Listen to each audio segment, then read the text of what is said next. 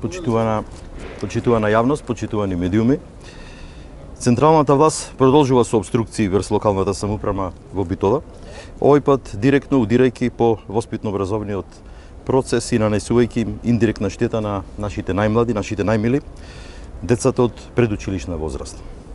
Ветивме промени, а централната власт на секој начин сака да ги стопира промените, не почитувајќи волјата на народот со која се сочија пред само 4 месеци.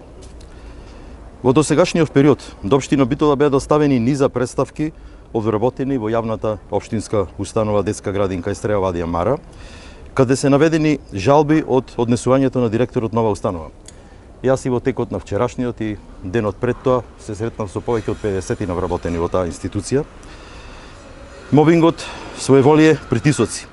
Вака вработените опишуваат атмосферата во дел од 9 објекти кои се во склоп на градинката, со кој раководи директорката на таа градинка.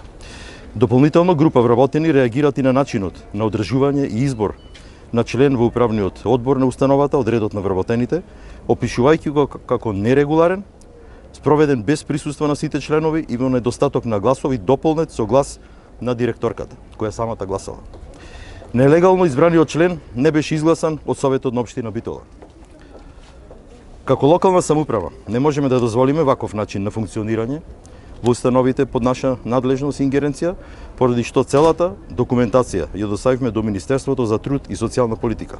Ова впрочем го правиме со повеќе дописки до Министерството и за поплаките, преписките кои ги имаат вработените во детската градинка. Наместо преземање на соодветни мерки, денес се соочуваме со одземање на ингеренциите на оваа детска градинка, токму поради нашата посветеност за законско спроведување на постапките и обезбедување соодветни услови за работа на вработените, а пред се непречено згрижување и воспитување на децата од предучилишна возраст.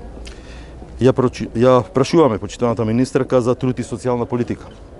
Дали ќе ги игнорира и понатаму представките на вработените, дали ќе дозволи партиската волја да го креира начинот на работа во установата, дали незаконското работење е она што го поддржува централната власт на крај криштата. Очекува Министерството за труд и социјална политика да запре со обструкциите врз општина Битола, особено во овој случај кога се во прашање децата. Да ја приспита својата одлука и преку надлежните институции да спроведе постапка со која ќе се провери работењето на детската градинка Естреја Вадија Мара, а истовремено да создаде услови за професионално и посветено работење на установата.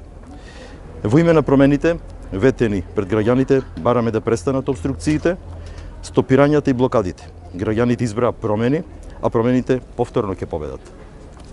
Ви благодарам. Зошто Советот не ја донесе завршната сметка и годишната програма на градинката и зошто не е формиран управниот одбор?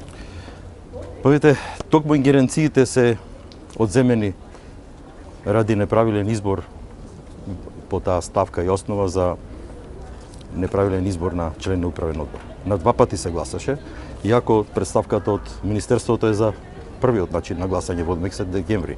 Меѓутоа, тие свесни дека го прекршиле законот, се обидуваат повторно да се состанаа, меѓу кои, како што кажав, гласа и директорката, избраниот член кој бил на боледување во тоа време, се појавува и гласа и тој. Значи, низа во контекст нерегуларности.